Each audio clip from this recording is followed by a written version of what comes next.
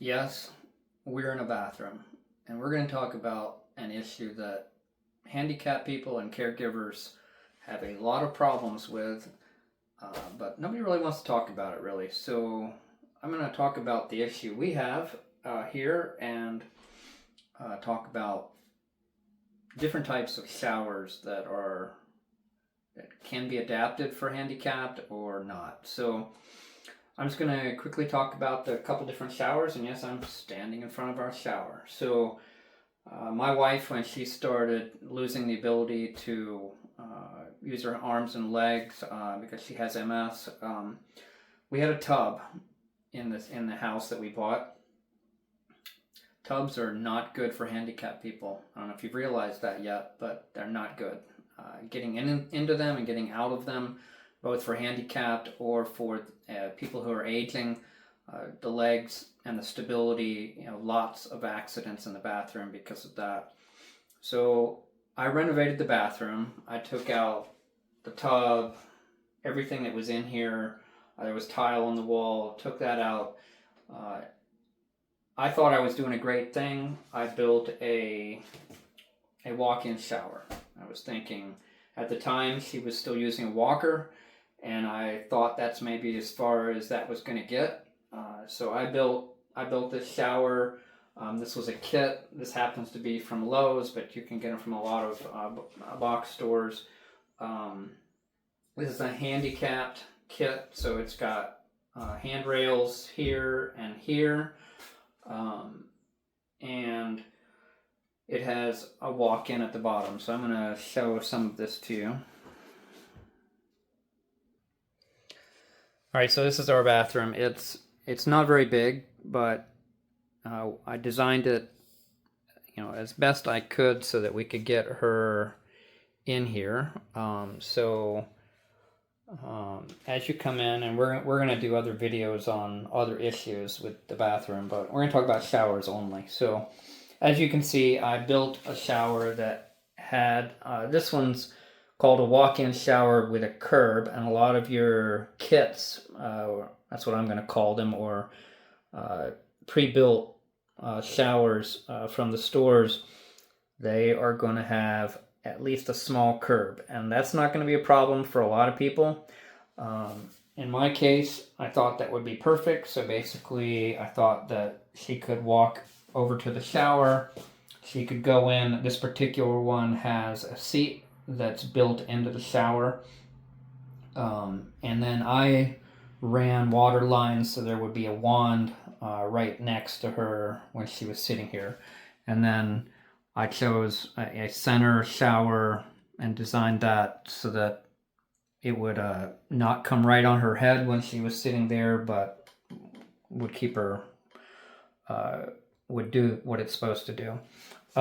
This particular one has a center drain in it. So I thought I was doing a great thing. I also put a little fold down chair here for when she got out.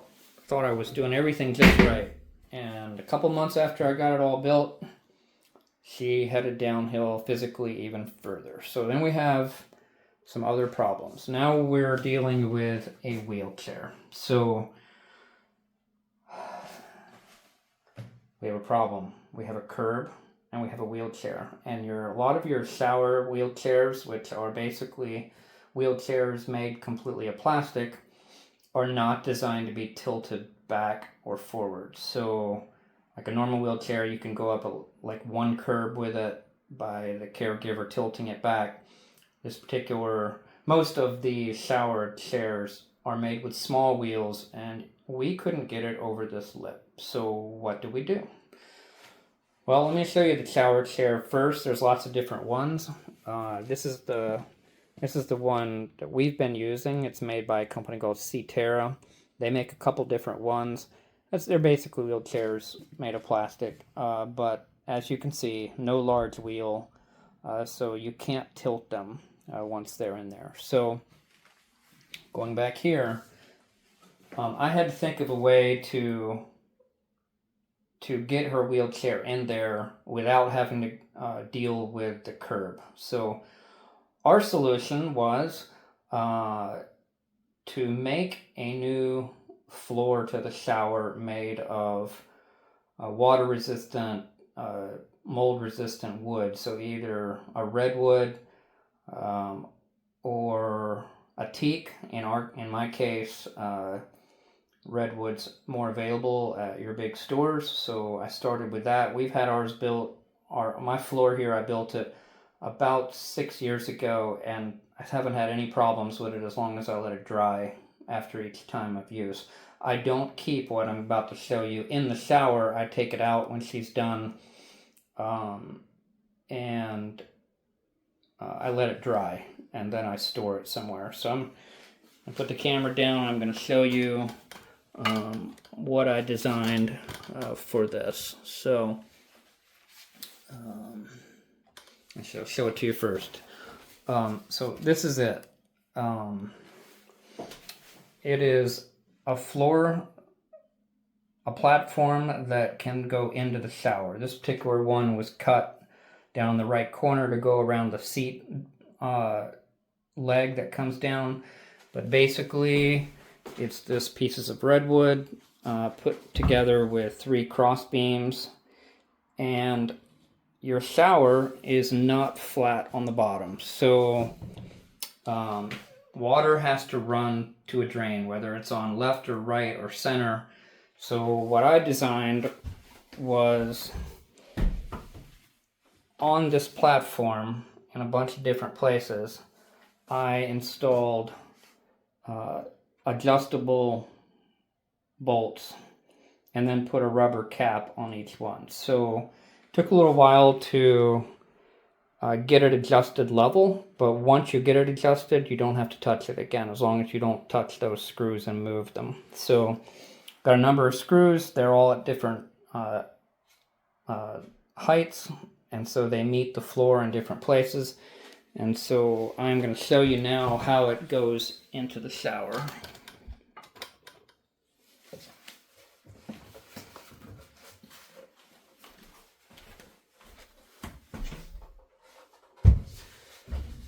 So I just bring it in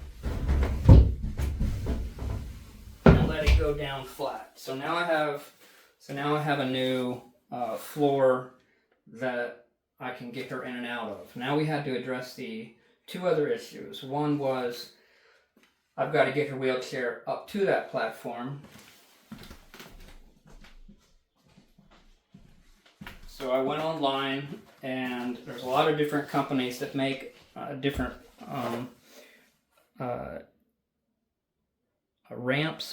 This one is made by a company called Silver Spring.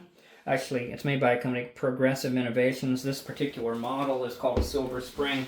I know it's got a black spot in it. It doesn't last terribly long. We've like I said, we've been about 5 years, and it's starting to break down. But basically, we have this ramp. It's made of foam, and it has a covering, like a hard cover on it. It's very stable enough for a wheelchair with a person in it to roll up onto. So now we've gone from the floor up to the height of the ramp. And now I had to address the second issue, which was we've got a gap there now. So what I designed next was I took a piece of the same flooring, and in my case, we've got a little lip right here on the shower. It's about a 1/2 inch wide. So I just routed out about a 1/2 inch, a little bit over 1/2 inch line in there, and then I put some plugs, which you can see here. I just buy them at a hardware store. Basically, those got me up to the height of the platform, and I cut this wood and put it through a planer until I had it so that it was the same height as the floor. So these drop in here and here. So now we can roll a wheelchair right up in there. So I'll show you that.